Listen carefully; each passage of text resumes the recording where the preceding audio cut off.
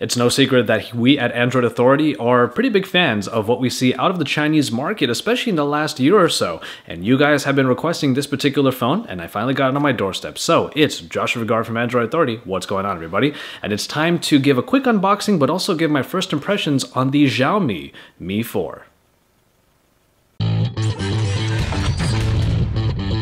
Getting your hands on the actual box for the Mi4 really shows it's kind of utilitarian. I mean, the box itself is not very flashy at all. You just have the Mi logo on the top right, and then you have the box itself, which once you open it up, you get the phone in all its glory. Of course, you're going to see that 5-inch screen right up front, but get that out of the way, and you can get under the next flap, which will give you just the plug adapter for the micro USB charging cable, which is right next to it, some documentation, and of course, the tool to be able to put in your SIM card. Now, one thing that we should mention about this phone is that it will not work on all LTE networks, if any at all, here in the United States. I certainly can't get it to work with my AT&T 4G LTE, so that's something you have to keep in mind when using this phone.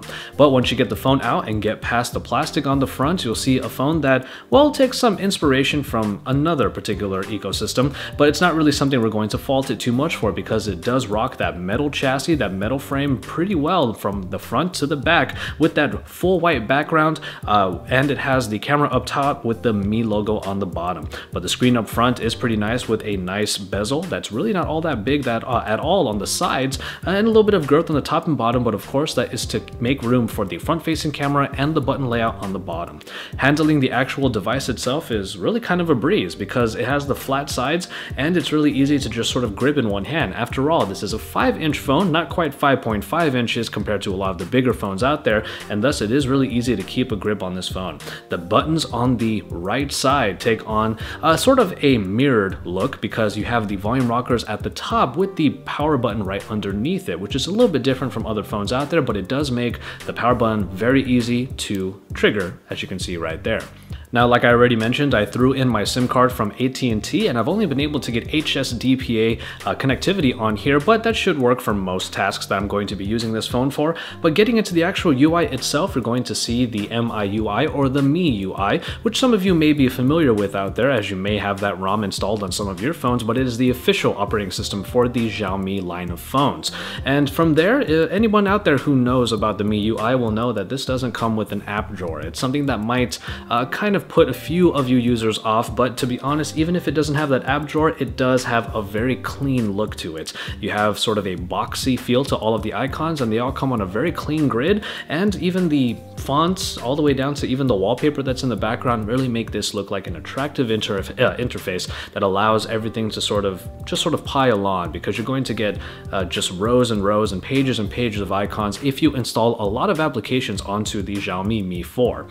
But like I said, it is pretty nice. It's quite utilitarian in the sense that you get everything that you need in front of you. You're looking at the notification drop down right here that has all of the toggles that you need, and it's easy to get to the notifications on the side.